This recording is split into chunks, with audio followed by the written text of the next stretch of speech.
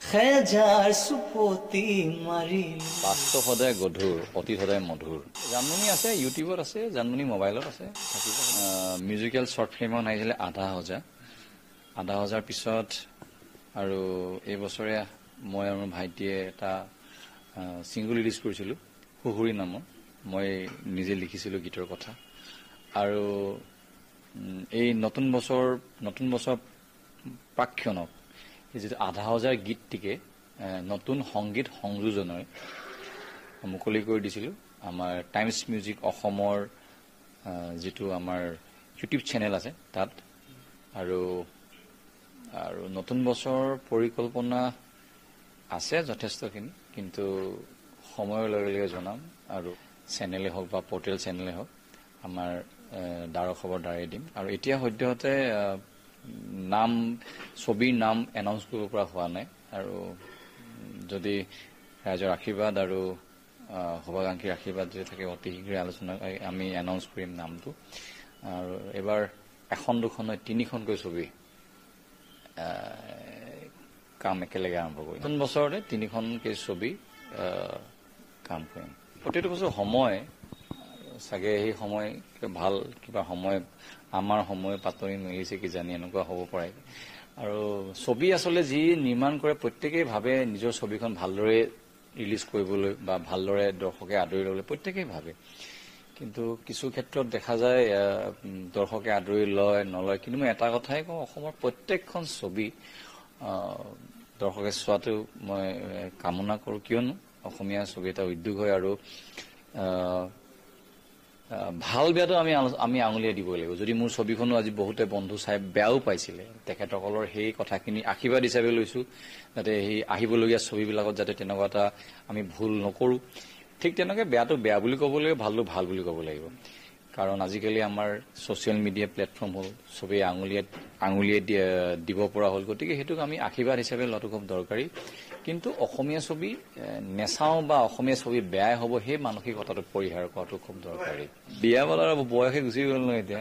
গতিকে যিকণ বয়স ভগৱন্তই ৰাখে, গতিকে অসমৰ ৰাইজৰ হকে সদায় কাম কৰি যাম, অসমীয়া ছবি জগতৰ সৈতে সদায় কাম কৰি যাম। আৰু দেখা যায় ভগৱন্তই কাক কি কেনেকৈ যোগ বিয়োগ পূৰণ কৰি থৈছে যে এইবিলাক চব যোগ বিয়োগ পূৰণ অংক চব বিধাতাৰ ওপৰত লিখি পঠিয়ায়। আগতে এখন ছবি কৰিছিলোঁ কোঁৱৰপুৰৰ কোঁৱৰ, কাহিনীটো মই নিজেই লিখিছিলোঁ। আৰু সেই তাৰ কাহিনীৰ চিত্ৰনাট্য আমাৰ প্ৰয়াত শ্ৰদ্ধাৰ মুনীন বৰা ডাঙৰীয়াই তাৰ কাহিনী চিত্ৰনাট্য কৰিছিলে। আমাৰ ৰাজেশ ভূঞাই তেখেতে পৰিচালনা কৰিছিলে। কিন্তু ছবিখন দৰ্শকে যি ধৰণে আদৰি ল'ব লাগিছিলে আদৰি নল'লে। তাৰপিছত বন্ধু আহিলে, সময় ধৰি ৰাখিব নোৱাৰোঁ কেতিয়াও। কিন্তু এটা কথা মই চবকে প্ৰত্যেকক অনুৰোধ কৰিব বিচাৰোঁ যে প্ৰত্যেক মানুহে সদায় ৰাতিপুৱাৰ পৰা আমি শোৱালৈকে সদায় এটা পজিটিভ মনোভাৱেৰে আগবাঢ়ি যোৱাটো খুব দৰকাৰী। সদায় পজিটিভ। যদি কিবা এটা আমাৰ খেলি মেলি হৈছে যিকোনো আমাৰ কৰ্মক্ষেত্ৰত, সেইটো ভালৰ কাৰণে হৈছে বুলি ভাবি ল'লে হ'ল। মই তেনেকৈ বুলি ভাবোঁ। আৰু এক্সপেক্টেশ্যন ইমান মোৰ নাথাকে। গতিকে কেৱল ভাবোঁ যে যিখিনি সময়ত যিটো কাম কৰিম বেষ্ট দিম, সেইটো মনোভাৱে কৰোঁ। বাকী ফলাফল ৰাইজৰ ওচৰত বা ওপৰজনৰ ওচৰত।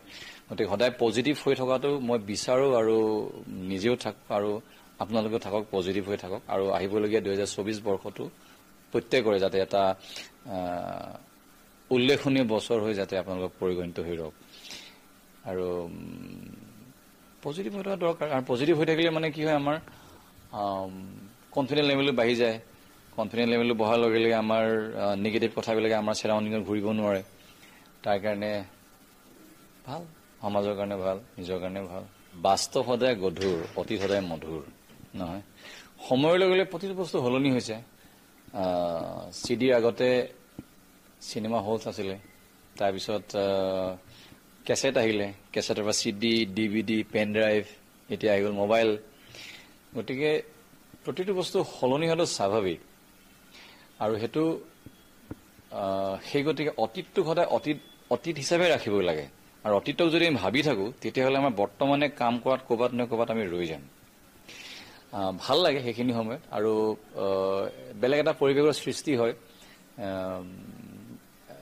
মানে এই জানমণি আহিব, জোনবাই আহিব, অঞ্জনা আহিব, ৰাংঢালী আহিব, মৰম যেন আহিব আৰু সেইখিনি সময়ত যিটো পৰিৱেশ আমি যদি গুৱাহাটীৰ পৰা যদি ঘৰলৈ যাওঁ আমনিৰ পৰা আৰম্ভ কৰি জখলাবন্ধাত আৰু আমাৰ ইফালে নৰ্থ লখিমপুৰতো কেইখনমান দোকান আছিলে মোৰ আগতে প্ৰায় সম্বন্ধতা আছিলে তেখেতসকলৰ লগত যেতিয়া কেছেটৰ আৰু চিডি দি নাছিলে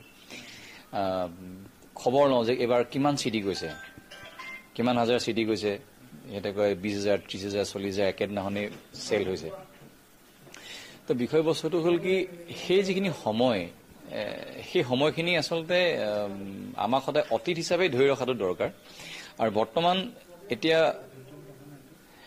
বৰ্তমান সময় যিহেতু এতিয়া ইউটিউব আহিলে ইউটিউবে এটা কথা ঠিক আগতকৈ বেছি মানুহে গান শুনিছে বা বেছি মানুহে চাইছে কিন্তু পৰিৱৰ্তনটোক মই ভাবো গ্ৰহণ কৰি চলাটো খুব দৰকাৰী এই যিটো পৰিৱৰ্তনটো মানে আমাৰ কাৰণ আমি নহলে উপায় নাই নহলে আমি হয়তো ক'ৰবাত নহয় ক'ৰবাত ৰৈ যাম গতিকে বিষয়বস্তুটো হ'ল কি এই পৰিৱৰ্তনটোক আমাৰ যিটো কলা সংস্কৃতিক আমি কেনেকৈ আগুৱাই নিব পাৰোঁ আৰু এতিয়া এটা বস্তু ভাল হৈছে যে আমাৰ গোটেই বিশ্বত কিছুমান বস্তু বিয়পাবৰ কাৰণে সুবিধা হৈছে আগতে হয়তো ক'ৰবাত নহয় ক'ৰবাত আমাৰ সীমিত আছিলে এতিয়া প্ৰসাৰটো বাঢ়ি গ'ল সেই গতিকে কি কয় এই সময়ে আমি সুবিধা বুজি গতিকে আমাৰ যিমানবিলাক আমাৰ কলা সংস্কৃতি যিবোৰ আমি আগতে জানমণি বা জোনবাইৰ পৰা আৰম্ভ কৰি যিবিলাক আছিলে ঠিক তেনেকৈ ধৰি লওক সময়ৰ উপযোগী হিচাপে তেনেকুৱা এখন যদি ছবি বা তেনেকুৱা বিহু গীত মানৰ যিবোৰ ছবি আমি যদি নিৰ্মাণ কৰোঁ মই ভাবোঁ প্ৰচাৰ প্ৰসাৰত আগতকৈ বেছি আগবাঢ়িব জানমণি অসমৰ প্ৰত্যেকজন দৰ্শকৰ প্ৰত্যেকজন শ্ৰোতাৰ দৰ্শকত আছে হৃদয়ত ফুলছে বসন্ত বুলি ক'লে মানুহে চবেই ভাল পায় আমুলো নহলো পালি দেখুৱা বোলে চৰাইও নহলো মই ভাগৰ বুজিকে নাপালো কান্ধত পৃথিৱী দাঙিলো তামাম কিৰিলি পাৰিলো খেজাৰ চুপতি মাৰিলো সৰু সৰু সৰু ধিটিঙালি সৰু দুষ্টামি ডাঙৰ নহম যেন কাহানিও পৰু বাগৰি যদিও জুতিত বন্ধু ধৰিবা তুমি